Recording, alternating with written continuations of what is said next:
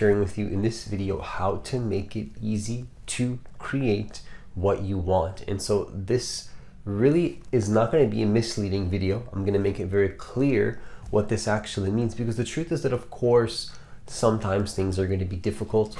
Of course, there's going to be problems sometimes and things are not going to go to plan, but I'm going to generalize this concept for you just to make it so that you can really understand that for some things you can actually program yourself to just genuinely make it easier for you, whereas another person can do that same action but they feel a lot of resistance doing it. And I'm going to share with you in this video how to program yourself so that you can make something hard actually easy in comparison to another person. Maybe it's just always going to be hard for them no matter what they do at the external level, because there's an internal shift that has to happen. And so the first thing that I want to share with you in this video in terms of how to actually apply this is to understand that easy versus hard depends on your identity. That's all it really is. So one thing that you want to understand is that whether it's comfortable for you or whether it's uncomfortable for you, comfort and discomfort are completely subjective,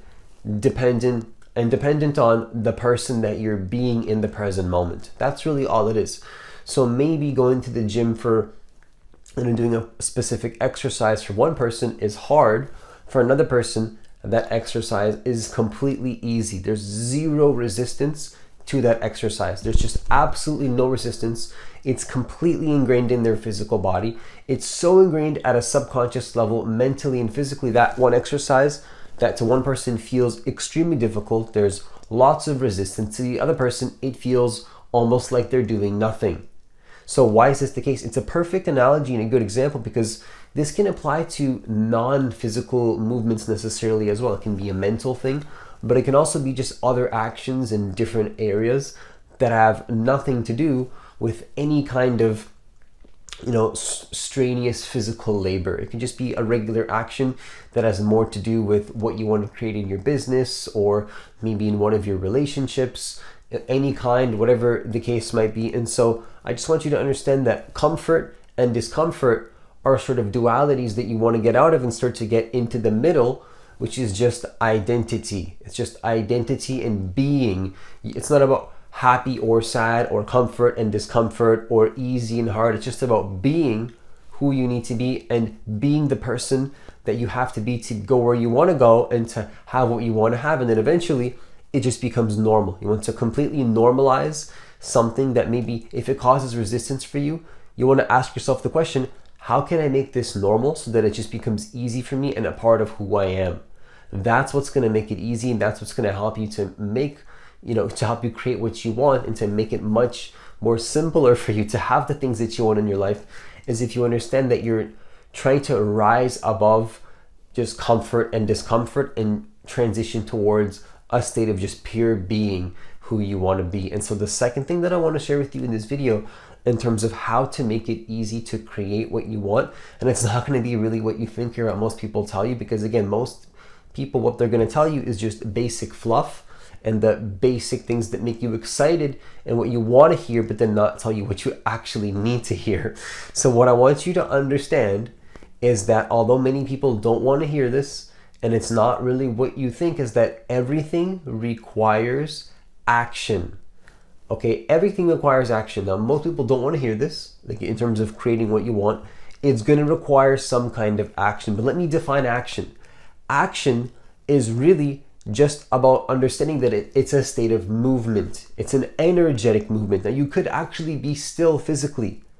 You could be still physically, or you could be moving physically. When I'm talking about action, I'm not necessarily talking about doing things in the external world or moving necessarily. Now, of course, it's part of that. Part of that is taking action and part of taking action is doing things and moving things physically in your life at a physical level and moving your body physically and doing things that require physical movement. But it's also about the energetic place that you're coming from while you're taking the actions that you're taking, which is going to be the difference between one person can take one action and not get a result and feel lots of resistance. Another person can take the same action, feel no resistance, and then they usually get the results a lot faster. So understand that everything requires action, but what I want you to understand is that action does not require thinking. It doesn't require any thinking at all. When you're purely in a state of flow, when you're purely in a state of action, there's no thinking needed whatsoever. You're just in a state of movement. Now, movement can mean physical stillness. You might not be doing anything necessarily at a physical movement level, but at another time, you might be actually moving. But we're not talking about physically moving things. We're talking about the energetic movement of action, which is just being in a state of flow. And this is not something, it's pretty hard to use words to describe this, but what we're pointing to is essentially something that is beyond anything that can happen in the external world. It's the formless part of who you are. But funny enough though, the irony of it all is that if you connect to it, it sort of starts to change the forms in your life and how you approach things, and it helps you gain mastery and control over your attention, which then helps you to just take more efficient and better actions because you're not caught up in random things that don't serve you. If you see it doesn't serve you, you don't get entangled in it, and it's easier for you to operate from this space. So understand that yes, although everything does require action, being in a state of action itself doesn't require any thinking. You don't need to think about it. Now, of course, thinking is required at some level. Planning is required at some level. But at some point, you want to let go of thinking entirely and then drop your plan into the present moment and sort of drop it in the sense that you become the desire that you want to be. You be the change that you want to see in the world. You become the desire that you want to be.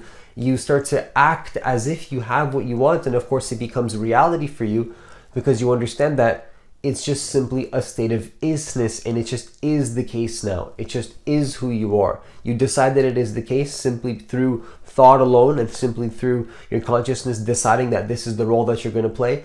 But then to make it become a reality, it requires action. It requires pure action. That's really what we have to start to do, to start to understand that that's what's going to help you to take your transformation to a whole new level. That's what's going to help you to take your whole transformation to a much higher level, is when you understand that you can be in a state of action but have no thoughts in your mind whatsoever, because all the planning and all the strategy and all the structure is already done. You've already thought about it. You've already figured it out. You already took a long time to plan out what you want to do. Now it's time to execute. Now it's time to be the person that you want to be. And so to conclude this video, what I really want to share in terms of how to make it easy to create what you want is to understand that really action, again, is just the energy of movement. And then as well, what I want you to understand is that too much thinking in the mind is what's going to create stagnation in sort of an energetic way. So what's happening is that when you think that action requires thinking, you think too much, and then it stops you from taking action, and then you're stuck in the mind. What you want to do is stop thinking so much and then realize that that's what's going to remove the stagnation from your life, and that's what's going to bring you into a state of action, because you don't need to actually think so much to actually do. Doing often comes naturally when you start to connect to a state of being. But if you're too stuck in the doing dimension, now you're stagnated, and oftentimes we repeat the same mistakes over and over. We can't learn from our mistakes because we're not even in a state of observation to see that we're doing the same thing over and over, that we're going to start to play the victim. If somebody even points out that we're doing something wrong that's out of alignment with who we want to be, we're even going to start to judge and attack them and say that they're wrong and that this is not the case. And so this is a huge problem, because why should we go through life in a state of stagnation if it's completely avoidable? If it's completely avoidable to be something different, if it's completely avoidable to step into something new, then why not actually take the sort of place of how you're doing your actions in your life, which is going to help you to achieve that?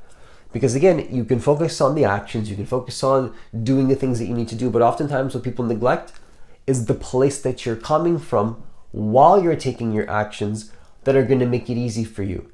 And oftentimes when we focus on the place that we're coming from as a high priority versus the action itself, that's what's going to make it easy to take the action and then, of course, be that person that you want to be, and then be the change that you want to see in the world as a result of just naturally following your desire from a space of authenticity and then who you actually want to be.